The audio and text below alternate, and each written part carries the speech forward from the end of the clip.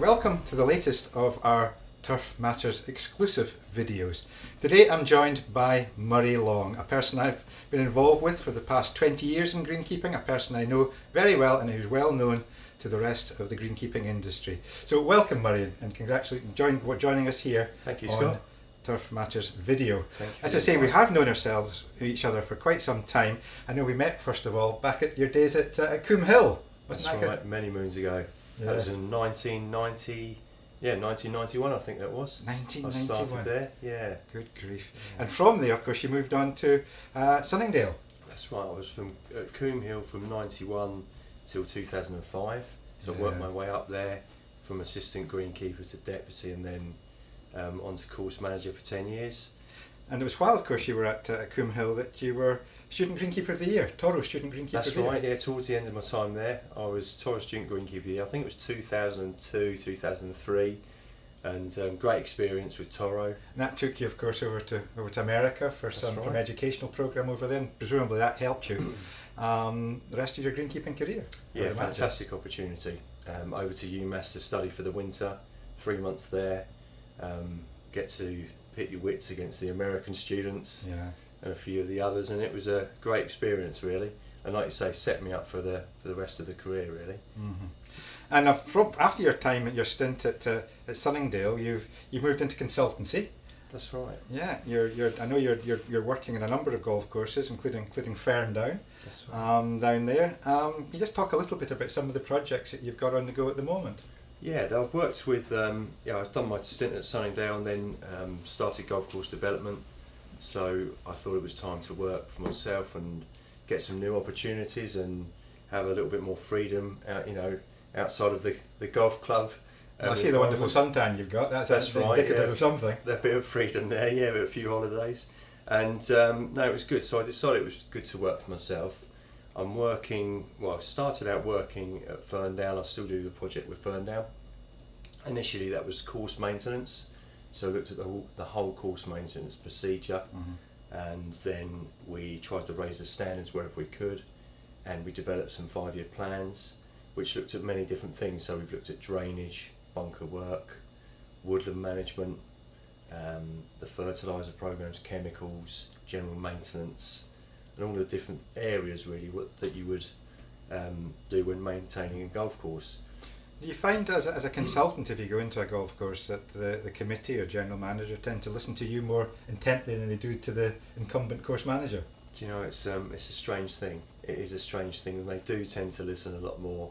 I think obviously the Sunningdale background helps a great deal, because it is a great place to work and highly respected golf course.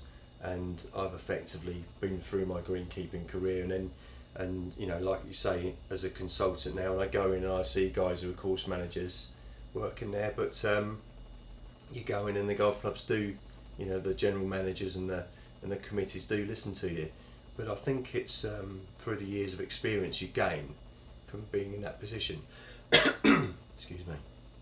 Do you find that some of the course managers, do you feel a little bit threatened if you turn up at the door, or do they feel you're on their side as opposed to the golf course's side, or is it not a case of sides? I like to think it's not a case of sides. The way I think of it is that I can relate to them really well because I've been in their position. I understand the ins and outs of committees and things like that, and I think it's maybe natural to feel a little bit threatened at times. But I think the industry in general, in the last 20 years has moved forward so much with education, and I think a lot of people see it as a help. And the biggest thing I try to do when I work with course managers is I try to get the communication going first, and get them to understand I'm here to help them. I've got a thorough knowledge of what they're doing, so if they want to call me, want to talk about things, I'm there to walk around with them, so it works quite well. You feel that's one of the things that people get under pressure? They tend to shrink away into their sheds, into the maintenance facilities. They're not out there in the clubhouse talking to other members of the committee. Yeah, absolutely. I think as soon as you find some pressure, you do. That's naturally what you would do. Is retract. And jumping a moor out in the 11th green and do some mowing. Yeah. Disappear, but I try to. A lot of the, it's very rare that you come to a situation where you're called in to fix a problem.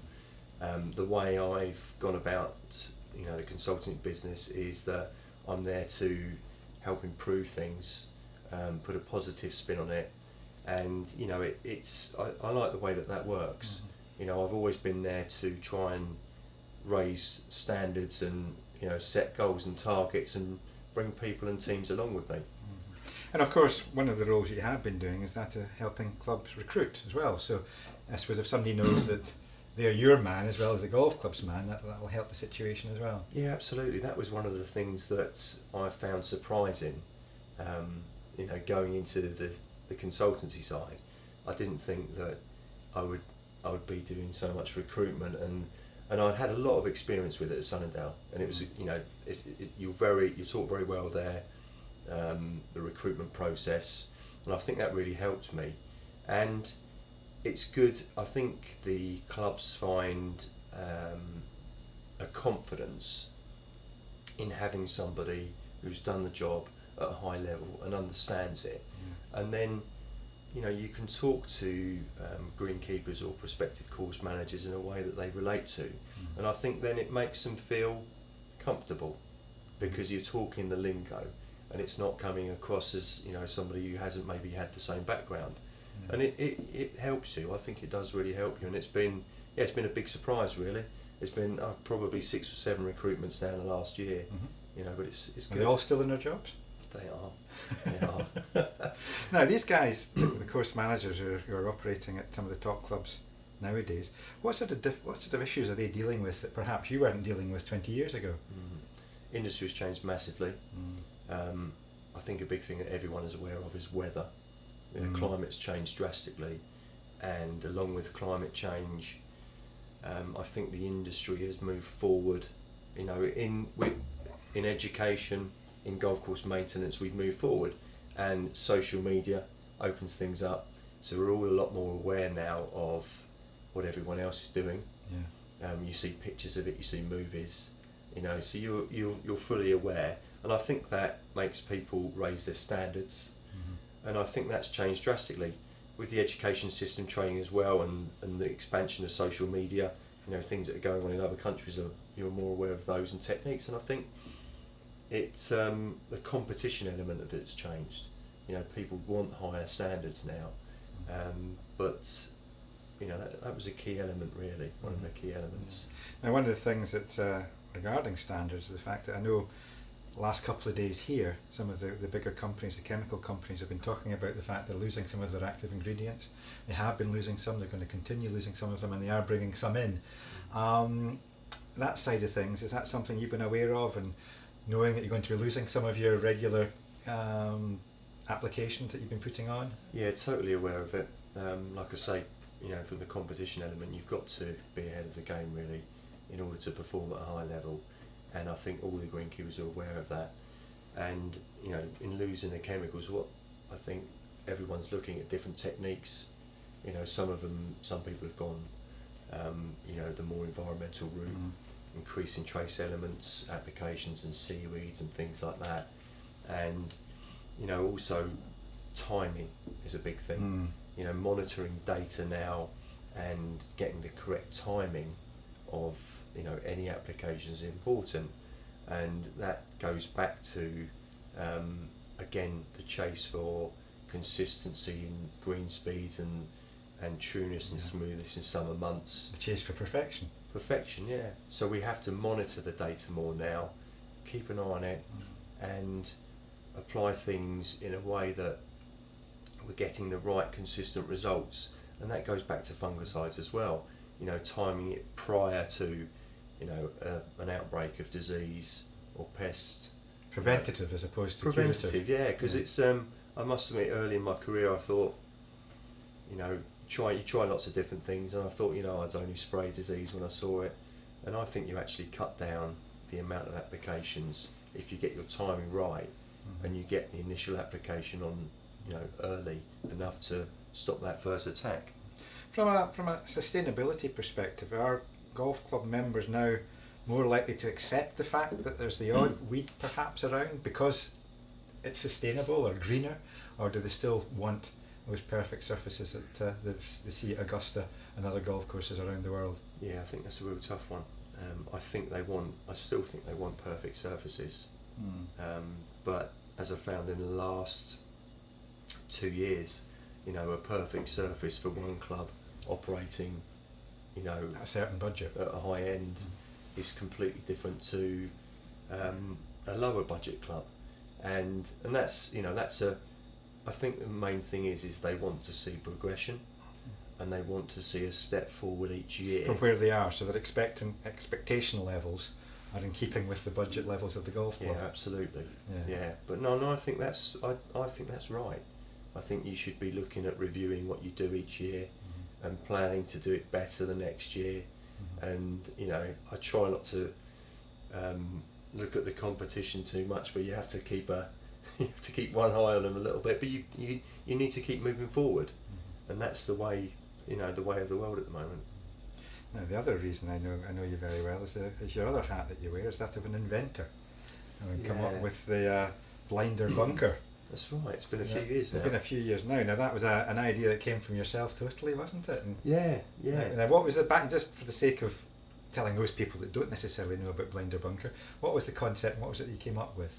Well, the concept was contamination of bunkers is a big problem. So in golf, really, two main things really: greens, number one, and the next thing they tend to moan about is bunkers. Yeah.